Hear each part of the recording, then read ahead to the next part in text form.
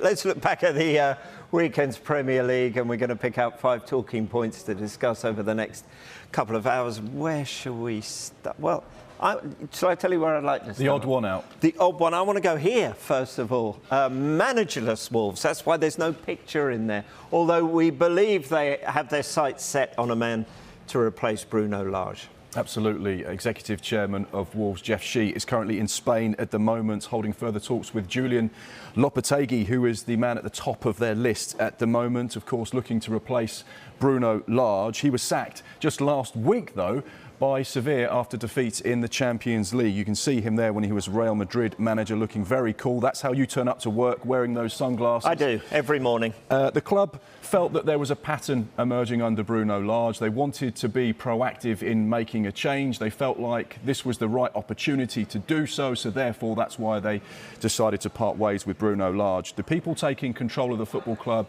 ahead of the weekend's game, which is a huge one for Wolves as well, at home to Nottingham Forest, are under-18 manager Steve Davis, who's been a boyhood Wolves fan since the age of 6 years old, so he's been watching that club for most of his life. He'll be taking the lead role in terms of the team. He'll be assisted by the under-23s manager James Collins as well for this weekend's match. It's our understanding that there won't be an appointment made before this weekend's game, but there's no pressure as far as the Wolves owners and board are concerned. They're not looking to make a quick appointment. They want it to be right, they want it to be ready, and if that means it takes a little bit more time, then they're absolutely comfortable with that, and they're very comfortable with Steve Davis and James Collins taking the team at the moment. They're very highly regarded and respected by everyone at the football club.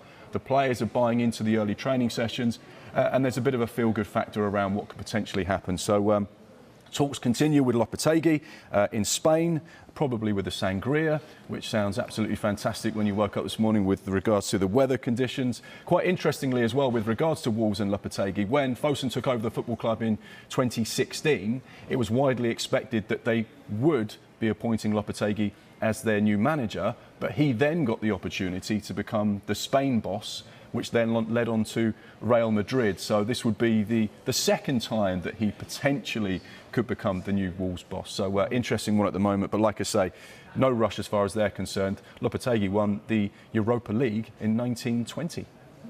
Not 1920, 2019 to 2020. He had a lot of experience. A lot of experience, like 102 years ago, and he's still going strong. Bruno Lage, interesting to see he made that statement after his sacking last week, didn't he, saying that they never lost a game when they played with a recognised striker.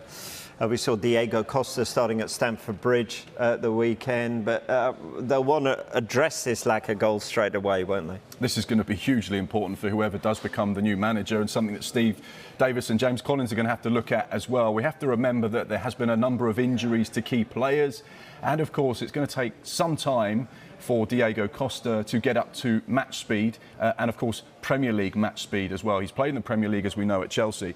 This is the problem though for Wolves fans we were talking about there. Goals, just 3 so far this season in the Premier League, which ranks them at 20th, the worst in the division. The expected goals was 8.72, so what we're expecting is they should have had around 9 goals so far this season, which would put them 15th. So, you know, the stats and figures would never have suggested that Wolves would be a high-scoring team. They've had just 27 shots on target, which puts them 18th. The shooting accuracy is not good either at 26%, at 19th.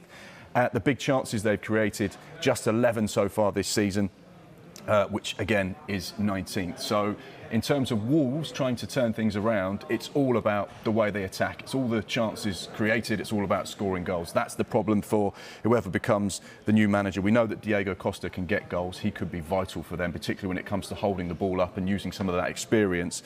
And when you even look back to Bruno Lage's side that finished 10th in the Premier League last season, they weren't big goal scorers either. 17th on goals scored. They got just 38. So scoring goals, a big problem for Wolves at the moment.